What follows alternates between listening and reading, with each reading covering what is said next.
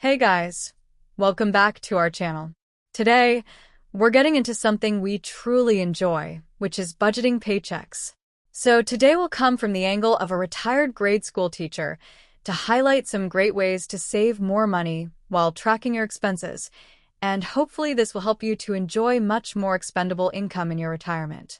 So without further ado, let's get the process started. So let's say our retired teacher, Mrs. Williams, has a steady income from various sources. Let's say her pension is $1,800. Then her Social Security is $1,000. And she is also tutoring on the side, making $400. This gives her a total monthly income of $3,200. Now, let's check out how she manages these funds efficiently. So she categorizes her expenses as follows. Housing, $1,000. This includes mortgage and utilities. Groceries, $350. She maximizes savings with smart shopping. Healthcare, $200. Covers prescriptions and doctor visits.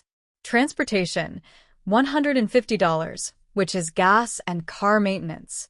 Entertainment, $100. Covers movies, books, and occasional outings. And finally, extras, $100 for gifts, hobbies, and unexpected costs. So altogether, her total monthly expenses add up to $1,900, leaving $1,300 saved. Which is awesome. But since she has had urgent situations happen in the past, let's say she banks $800 to her emergency fund each month for security. Therefore, after calculating for both expenses and the emergency fund, she has a whopping $500 left over,